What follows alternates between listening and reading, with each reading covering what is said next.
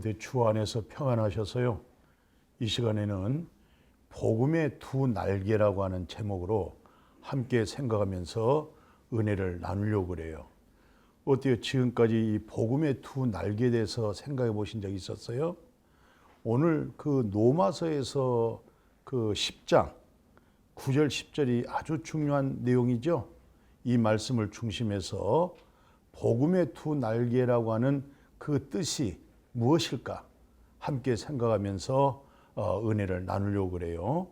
자, 비행기는 두 날개가 있죠.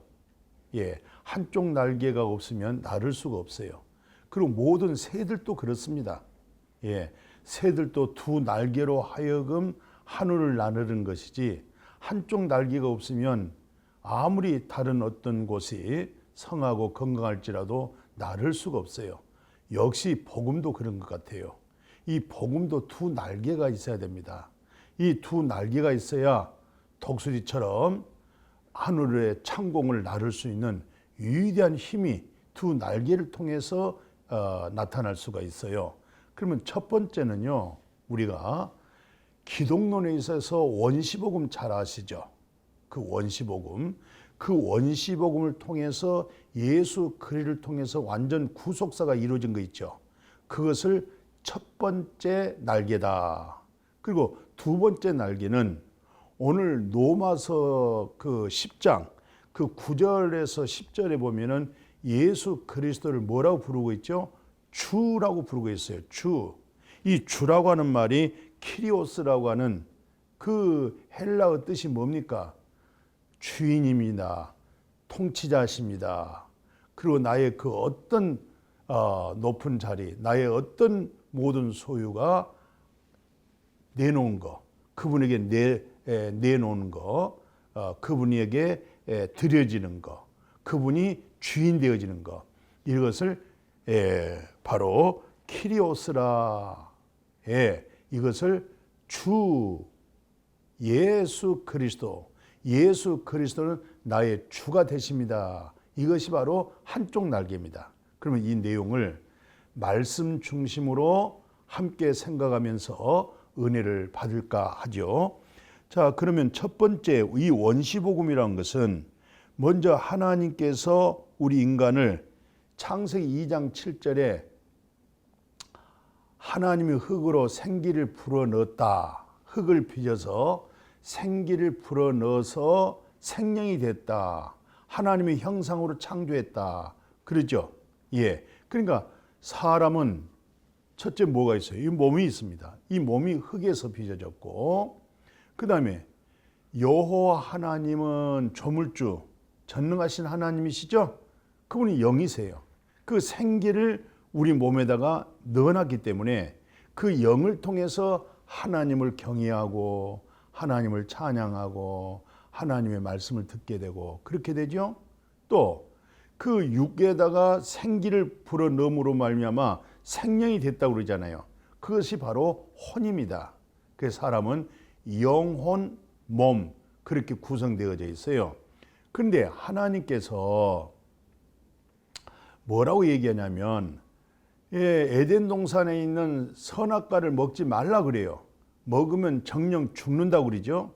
그 죽음이라고 하는 그 죽음은 곧 영적 죽음을 의미하죠. 그 영이 죽었어.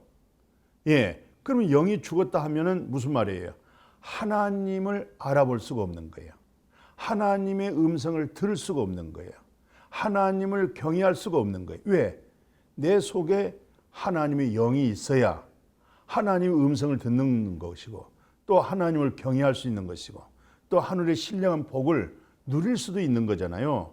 그런데 하나님의 대적자 마귀 사탄, 뱀이 하와에게 접근한 거 아시죠? 이런 내용은 다 쉽게 알고 계시기 때문에 간략하게 지나가겠어요. 이 마귀가 뭐라고 그랬어요? 선악과를 먹으면 너희들이 하나님처럼 될 거야. 그리고 안 죽어. 하와는 죽는다고 그러잖아요. 하나님이 정령 죽는다고 말씀했기 때문에 먹지 말라고 명했다는 거예요. 그런데 이 마귀는 반대로 안 죽는다는 거예요. 그래서 그 말에 미혹을 받은 거예요. 오늘 우리가 살아가는 삶 속에서도 사람의 말에 미혹을 많이 받습니다. 예, 하나님의 말씀을 인용하면서도 거짓된 유혹을 많이 할 수가 있어요. 그래서 결론이 뭐겠어요? 선악과를 따먹었으면 영이 죽는 거예요. 그 영이 죽은 상태에서 하나님은 이제 이렇게 얘기합니다. 마귀에게. 그리고 이미 이제 선악과를 따먹은 이제 하와잖아요. 또 선악과를 혼자 먹었어요? 남편도 줘서 남편도 같이 먹었잖아요. 그런데 뭐라고 말씀하냐면 여자의 후손이 마귀 사탄의 머리를 상하게 할 것이요 너는 뒤꿈치를 잡으라고 그랬어요. 이게 머리를 상한다 이 말은 여자의 후손이 태어나서 마귀 사탄을 멸하신다 이 말이에요. 마귀 사탄을 소멸해 버린다. 예.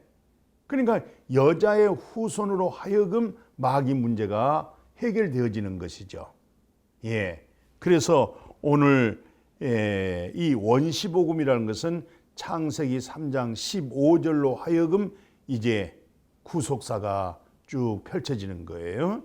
그래서 여자의 후손이라고 할 때는 우리가 잘 알다시피 이사야 7장 14절 잘 아시잖아요. 그 이사야 7장 14절 예수 그리스도가 탄생하기 750년 전에 보라 처녀가 잉태하여 아들 낳을 것이요 그 이름을 임마누엘이라. 그 임마누엘이 무슨 뜻이었어요? 하나님이 함께한 자. 예, 하나님이 성육신에서 오신 분이 바로 누구예요? 그분이 바로 예수 그리스도잖아요. 근데 예수 그리스도는 여자의 후손, 처녀의 몸에서 탄생한다 그렇게 말씀하고 있잖아요.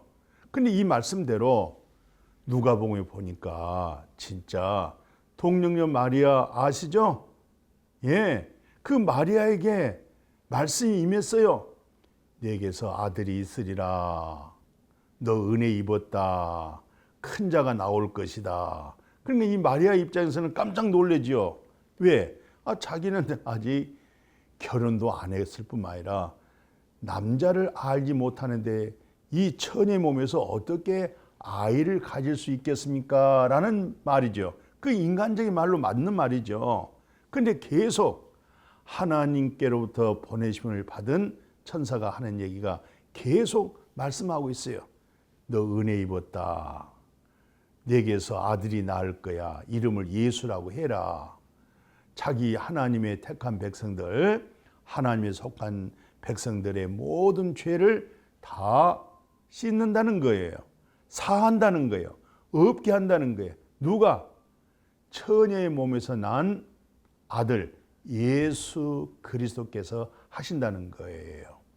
그래서 마리아가 결론적으로는 그 말씀대로 내게 이루어지다. 예, 말씀이 마음에 이루어진다는 거 참 기독교에서는 중요한 거예요. 왜냐하면 예수님의 말씀은 다 영이고 생명이잖아요. 육의 말씀이 아니잖아요. 그리고 예수님의 말씀은 죽은 영을 살리잖아요. 그러니까 성경에서 예수님의 모든 말씀은 다 무슨 말씀이에요? 영의 말씀이시고 생명의 말씀이시고 하나님의 말씀이시고 그 말씀으로만이 첫 아담 안에 죽은 영이 살아날 수가 있는 거예요. 예. 그래서 마리아가 지금 말씀한 그 말씀이 내게 이루어지다라고 하는 그 응답을 통해서 결국은 처녀 마리아에게서 말씀대로 예수 그리스도가 잉태된 거예요.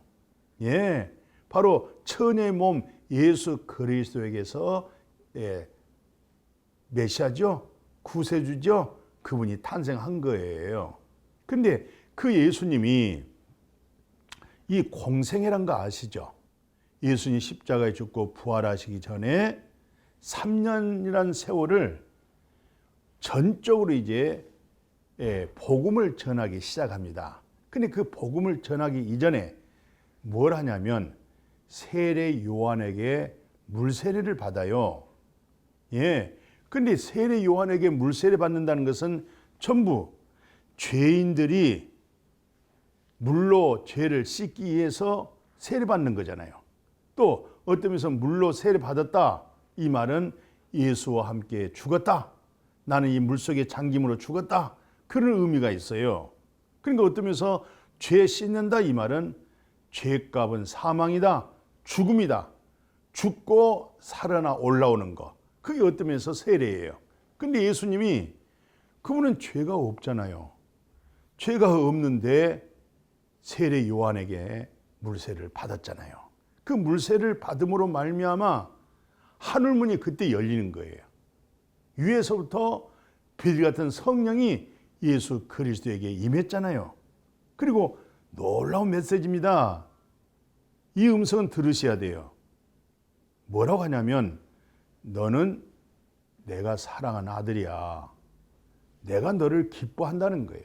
그러니까 전능하신 여호와 하나님이 예수 그리스도를 내 아들이야, 그리고 내가 너를 기뻐한다, 이렇게 말씀하신 거예요. 그러니까 예수님을 통해서 하늘문이 열렸다, 영안이 열렸다, 그러면서 예수 그리스도에게서 여호와의 신 성령이 예수에게 임한 거죠. 이거 왜 이렇게 중요하냐면, 그 세례를 받은 이후에 요한복음 1장 29절에 그래요. 세상 죄를 지고 가는 하나님 어린 양이다. 그러니까 예수님이 첫 아담 안에 죄가 들어왔고 죄로 인해서 사망이 왔는데, 그 죄를 예수 그리스도가 짊어진다는 거죠. 예, 여러분과 제가 이 세상에 태어나기 전에 예수님이 우리의 모든 죄를 짊어지고 십자가로 올라갔어요. 아시죠? 손과 발에 못 박혔죠? 머리에 가시관 쓰셨죠? 그리고 예수님의 마지막 하신 말씀이 뭐예요? 요한복음 19장 30절에 보았더니 다 이뤘다 그래요. 다 이뤘다. 다 이뤘다. 다 완성했다. 그리고 영혼이 떠났던 거예요. 그러니까 예수님의 모든 수고는 영혼 구원했던 사역, 이 수고였던 거예요. 그러니까 예수님이 왜 십자가에 죽으셨어요? 우리 죄를 담당했다고 그랬잖아요. 예, 세상 죄를 지고 가는 하나님의 어린 양. 구약에서는 내 죄 문제가 해결하려면 뭘로 해야 되겠어요? 죄 없는 양을 잡아다가 번제로 드렸잖아요. 그죠? 근데 내 죄값으로 죄 없는 양이 죽은 거예요. 예. 그래서 죽음으로 인해서 내가 지금까지 살아온 죄를 사함을 받았다. 근데 구약적인 율법 행위의 제사라는 것은 또 우리가 돌아서서 살면은 또 죄를 짓잖아요. 또 잘못을 하잖아요.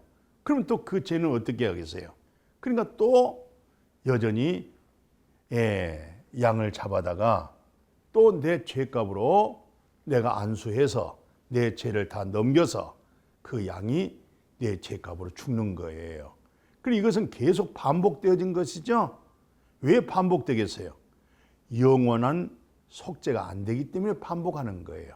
이게 율법 행위의 믿음에 의하면 율법에 따라서 믿음 생활한다는 것은 언제든지 온전케 되어질 수가 없어요. 이 문제의 해결이 뭡니까? 그게 바로 복음입니다.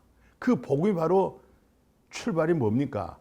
창세기 3장 15절 원시복음이다. 예, 그 원시복음을 통해서 예수님은 그 십자가에 다 이루어지기 전에 이런 말씀을 해주셨어요. 뭐라고 했어요? 내가 하나님의 나라, 하늘에서 내려온 것은 내 뜻을 행하려 함이 아니라는 거예요. 내 뜻을 행하기 위해서 그분의 생애를 살아간다는 게 아니는 거예요. 아버지 뜻 행하려 왔습니다. 오늘 우리의 삶을 되돌아보십시다. 자, 우리가 살아온 거 다 누구 뜻대로 살아요? 누구 뜻을 위해서 살아요? 무슨 목적을 위해서 살아요? 다 자기 목적이잖아요. 그죠? 자기 뜻을 이루려고 그러잖아요. 근데 예수님은 자기 뜻을 이루려고 한 것이 아니고 아버지 뜻, 행하려 함이라 그랬어요. 그래서 첫째 것을 폐한다. 첫째 것을 폐했다는 뜻은 무슨 말이에요?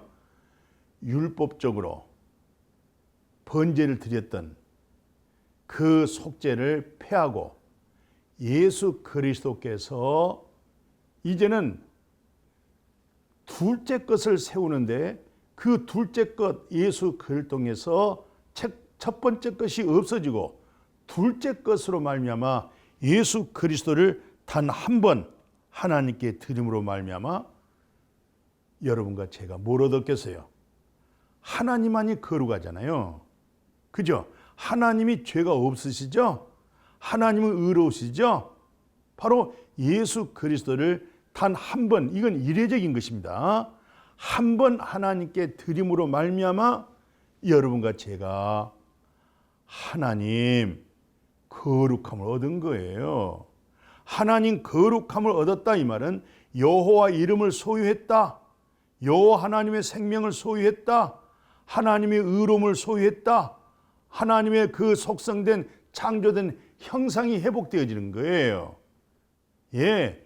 그러니까 예수 그리스도께서 이례적으로 단 한 번 하나님께 자신의 몸을 우리 죄값으로 드림으로 말미암아 우리가 거룩함을 얻었다. 이건 행위가 아닙니다. 율법의 노력이 아닙니다. 이건 종교의 어떤 성향의 열심도 아니죠. 오직 예수 그리스도 한 분으로 말미암아 이루어진 것이죠. 예수님을 통해서 이루어진 겁니다. 그래서 그것을 은혜라고 말하는 거예요. 또 하나님께서 성육신하신 예수 그리스도로 말미암아 이 원시복음을 이루어가는 과정을 보면 역시 하나님은 그 속성이 뭐예요? 국률입니다. 국률이 우리를 불쌍히 여겼다는 얘기잖아요. 불쌍히 여기고 하나님이 성육신한 거예요. 그리고 그 율법 행위로서는 언제든지 온전케가 될 수 없잖아요. 그죠? 그러니까 마귀 사탄이 외로 많이 율법 아래 있는 자들을 가지고 송사하고 괴롭히고 고통을 주고 아픔을 주고 어떠면서 하나님과 하나로 연합되지 못하게 하는 거예요. 그러나 근본적인 율법의 목적이 뭡니까? 율법의 목적은 죄를 알게 하잖아요. 율법이 없으면 죄가 죄된지 모르죠. 예를 들어서 율법에서 탐내지 말라. 율법이 그렇게 말씀했잖아요. 근데 조용히 한번 생각해 보세요. 우리 마음에 얼마나 탐심이 있습니까? 욕심이 있죠? 그 율법은 탐내지 말라고 하는데 마음에 탐심이 있죠? 예, 욕심이 있죠? 그럼 벌써 율법을 어긴 거잖아요. 그러니까 율법을 통해서 죄를 깨달았다. 그럼 죄 문제는 무엇으로 해결하느냐? 내 죄를 담당하시고 세상 죄를 다 짊어지고 가신 예수 그리스도로 하여금 그 문제가 해결되는 거예요. 그러니까 율법의 궁극적인 목적은 예수 그리스도에게 인도하는 것이다.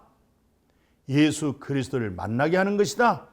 근데 이 복음을 놓쳐버리고 예수도 믿고 하나님도 믿고 그러면서도 율법 행위에 의하여서 스스로 의로워지려고 하고 스스로 정결해지려고 하는데 그것은 불가능한 거예요. 그러니까 불완전한 구원을 받고 있는 거죠. 그런 사람들에게는 구원의 확신이 없어요.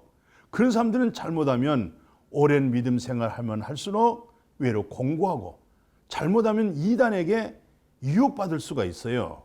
그래서 오늘 이 원시복음이라고 하는 첫 번째 날개가 분명해야 됩니다. 확실해야 됩니다.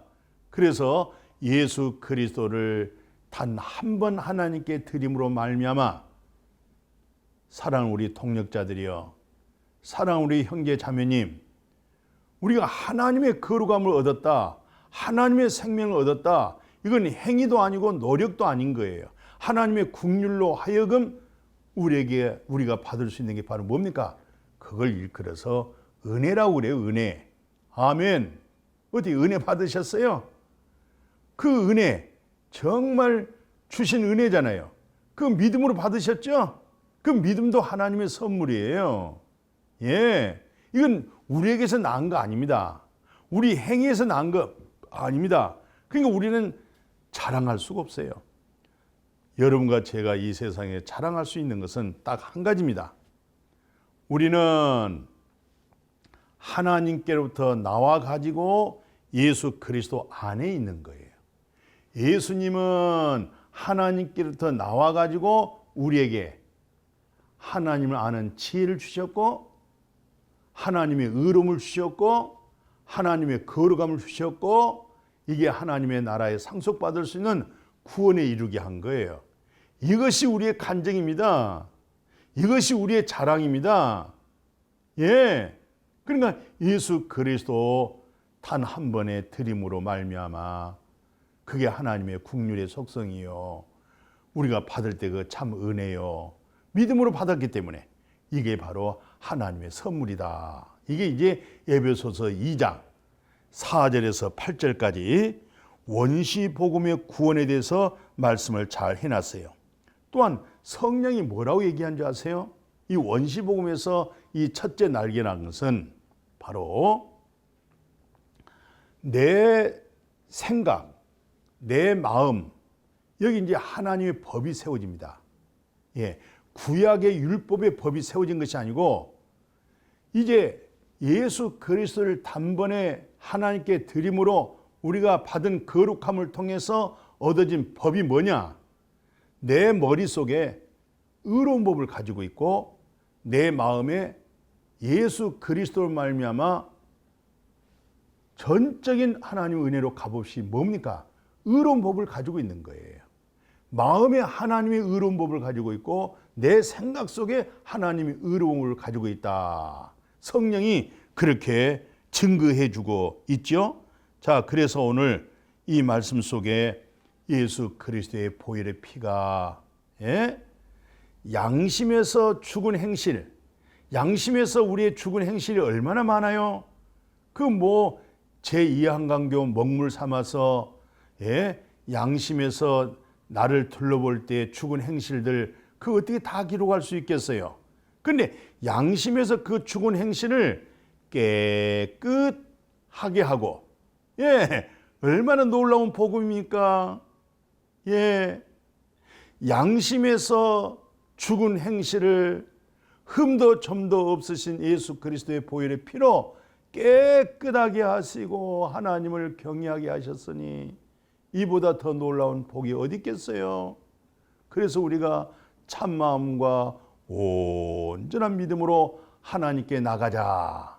예, 이 참마음과 온전한 믿음, 이 비밀 아셨어요? 아주 중요한 겁니다.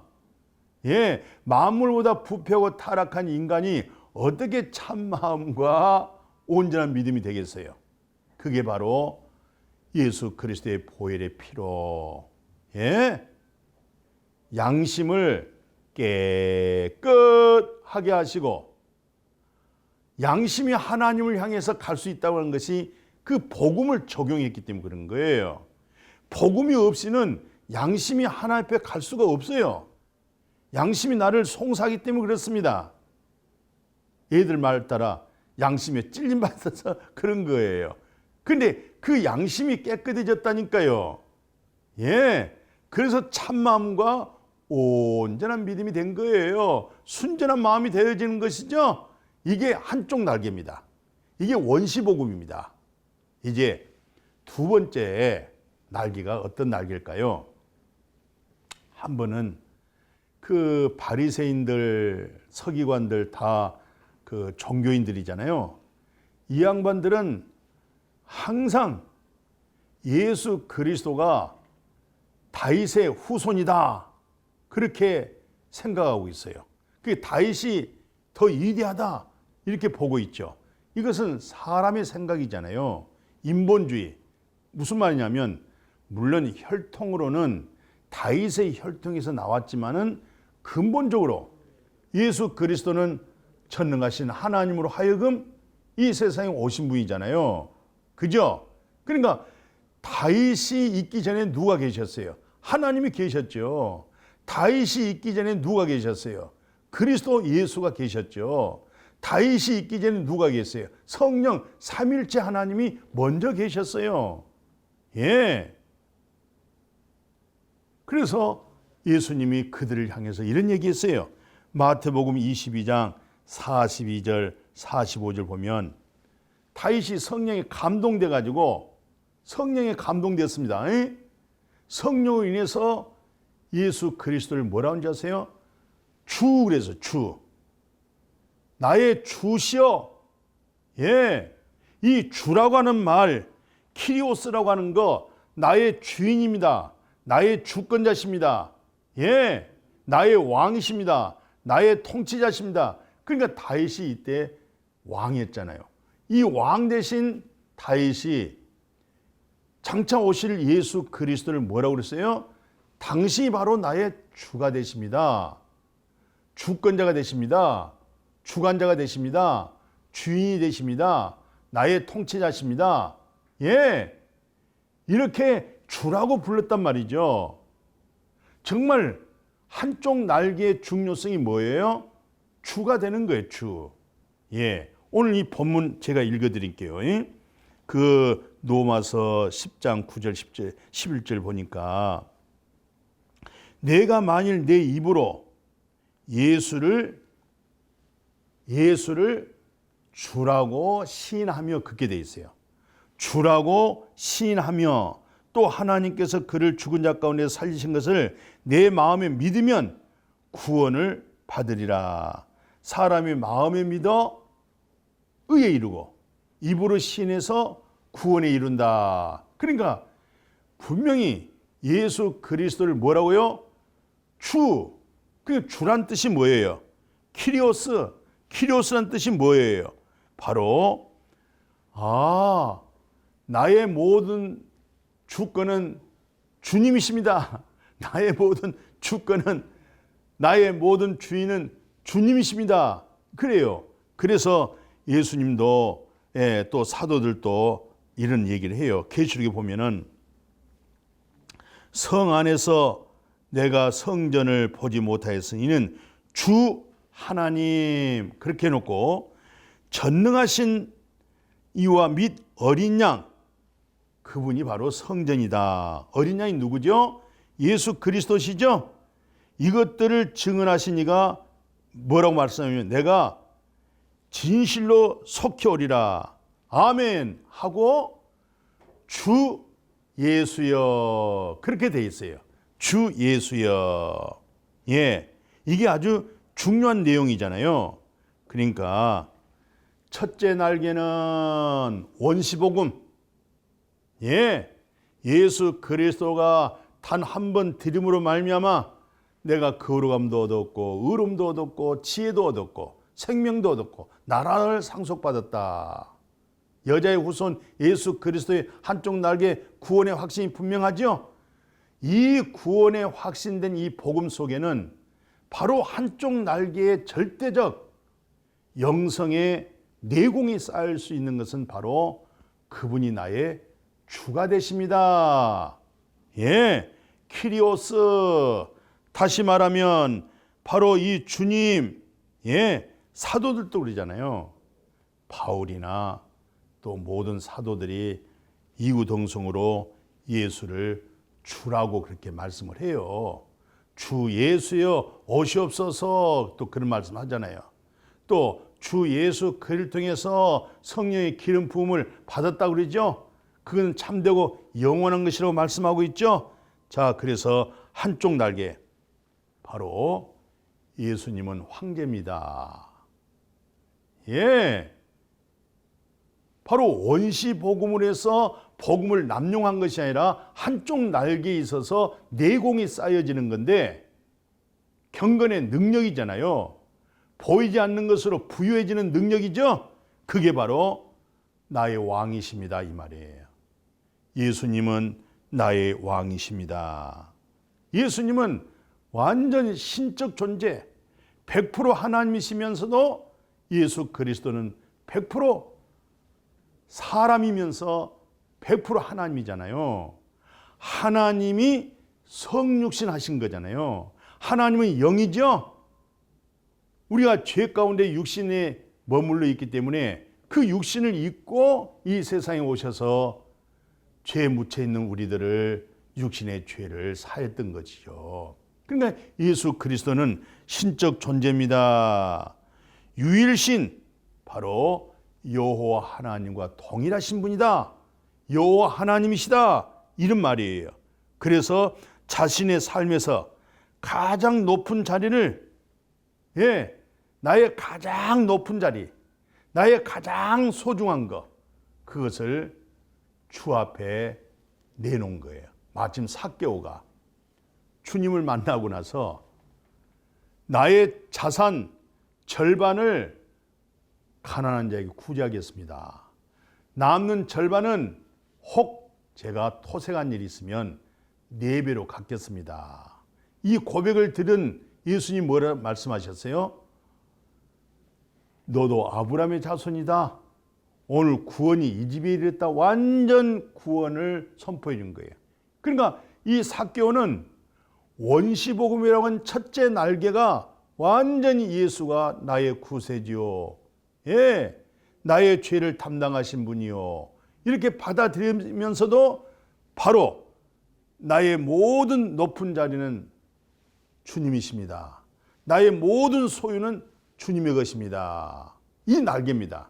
이 두 날개가 펼쳐져야 건강하고 강건하고 세상을 이기고 그런 높은 독수리가 하늘의 창공을 나르듯이 여호와를 앙망한 자는 바로 독수리처럼 하늘을 나르리라. 할렐루야. 우리는 진리의 성령의 바람을 타고 훨훨 나르게 되어진 줄로 믿습니다. 그래서 원시복음은 예수 그를 통해서 완전 구원의 확신을 가졌습니다. 두 번째, 이 구원의 확신이란 것은 바로 예수 그리스도는 나의 주가 됩니다. 바로 키리오스, 나의 왕이십니다. 나의 통치자십니다. 나의 주권자십니다. 당신은 유일하신 신이십니다. 하나님과 동등하신 분입니다. 그러므로 나의 모든 소유, 나의 모든 높은 모든 그 이치를 당신에게 드립니다. 당신이 나의 주인입니다. 아멘. 이 날개로 하여금 두 날개, 이 두 날개로 하여금 여호와를 앙망한 자는 샘을 얻으리라. 날마다 때마다 샘을 얻는 그런 능력 있는 복음, 능력 있는 예수가 나의 주가 되십니다. 이 믿음으로 복되어지기를 주의 이름으로 축복합니다. 아멘. 거룩하신 하나님, 복음의 두 날개 마음에 깊이 아로 새겨져서 절대적 원시복음 예수 그를 통해서 구원의 확신, 단번에 영원히 온전케 되어지는 그 믿음이 경험이 되어지고 죄 사함이 이루어지고 온전케 되어지고 참마음과 온전한 믿음으로 하나님 앞에 나갈 수 있는 그 믿음과, 이제는 당신은 나의 주인이십니다. 나의 왕이십니다. 나를 통치하시는 전능하신 하나님, 예수 그리스도의 보혈의 피로 이 세상을 다 사시고 하나님의 그 모든 주권을 예수 그리스도에게 다 전가하시고, 우리는 예수 그리스도의 그 신성한 능력에 한쪽 날개로 하여금 그 능력의 경건으로 믿음으로 나를 때에 이 세상이 우리를 감당할 수 없을 것이고, 나를 이기고 세상을 이기고 예수 그리스도의 재림하실 때 가장 기쁨으로 맞이할 수 있는 슬기는 다섯처녀 같은 믿음의 사람이 될 줄로 믿습니다. 오늘 귀한 말씀 감사하며 거룩하신 예수님의 이름으로 축복하고 기도드렸습니다. 아멘.